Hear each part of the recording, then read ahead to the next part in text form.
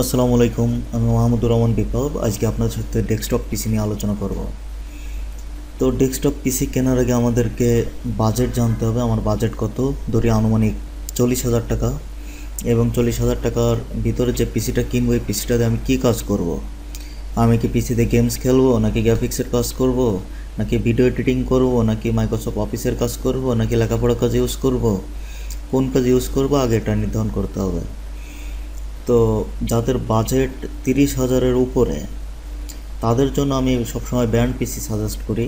আর যাদের বাজেট 30-এর নিচেই, তারা অবশ্যই কোলন পিসি নেবেন, কারণ ব্র্যান্ড পিসি 30-এর নিচে পাওয়া যাবে না। তো কোলন পিসি বাদে ব্র্যান্ড পিসি কেন নেবেন? কারণ হচ্ছে ব্র্যান্ড পিসি নিতে হবে এ কারণে, ব্র্যান্ড পিসির যে উপাদানগুলো আছে, hard disk, casing, processor, motherboard, RAM, সবগুলো কিন্তু ভালো ব্র্যান্ডের, ভালো কোয়ালিটির প্রোডাক্ট দিয়ে তৈরি হয় এবং এটা দেশের বাইরে থেকে অ্যাসেম্বলি হয়ে আসে। আপনাকে ভাবতে হবে না কোন মাদারবোর্ডের সাথে কোন জেনারেশনের কোন প্রসেসর দিলে ভালো চলবে। আপনাকে ভাবতে হবে না কোন ব্র্যান্ডের র্যাম আমি কিনবো, কোন ব্র্যান্ডের হার্ড ডিস্ক আমি এখানে লাগাবো, যেটা আপনার কোলন পিসি নিতে গেলে ভাবতে হয়। এটা ভাবছে কারা? এটা ভাবছে ডেল, এইচপি, আসুস, এদের যারা এক্সপার্ট আছে, ডেস্কটপ এক্সপার্ট, তারা এটা ভাবছে, ভেবে আপনার জন্য ওইভাবে রেডি করে রাখছে।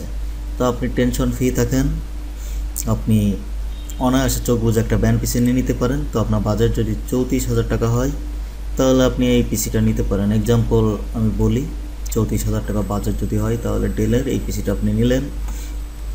এখন কি কাজের জন্য নেবেন? আপনি যদি লেখাপড়া, গান শোনা বা অফিসিয়াল কাজের জন্য নেন, তাহলে এটা ঠিক আছে। এটা যে কনফিগার আছে, Core i3 প্রসেসর, 8 জেনারেশন, এটাতে আছে আপনার 4GB RAM, DDR4, 1TB hard disk. তো এটা দিয়ে আপনি অফিসিয়াল কাজগুলো করতে পারবেন, গান টান শুনতে পারবেন, কোনো সমস্যা হবে না। কিন্তু আপনি যদি গেমস খেলতে চান, কী ধরনের গেমস? যে গেমসের রিকোয়ারমেন্ট হচ্ছে 2GB গ্রাফিক্স, তো এটাতে তো 2GB গ্রাফিক্স নাই। সেক্ষেত্রে আপনাকে কী করতে হবে? সেক্ষেত্রে আপনাকে একটা আলাদা 2GB গ্রাফিক্স কার্ড এটাতে অ্যাড করতে হবে। আপনি একটা 2GB গ্রাফিক্স কার্ড কিনে এটাতে অ্যাড করবেন, দেখবেন আপনি গেমস খেলতে পারছেন। এখন এই পিসিতে আরও যদি ভালো পারফরমেন্স চান, যা আমার পিসি এটা এই বাজেটের ভিতর, আমি আর কিছুদিন পরে আর একটু পারফরমেন্স ভালো চাই, সেজন্য আপনাকে 4GB র্যামের জায়গায় 8GB র্যাম, আর একটা 4GB অ্যাড করলে 8GB হয়ে যাবে। আর আপনি এসএসডি এখানে অ্যাড করতে পারেন। হার্ড ডিস্ক 1TB আছে, এখানে হার্ড ডিস্কের পাশাপাশি একটা এসএসডি অ্যাড করতে পারেন। তাহলে দেখবেন আপনার পিসি একেবারে রকেট গতি হয়ে গেছে। আপনি ওই পিসিতে গেমস টেম যা ইচ্ছা করতে পারবেন।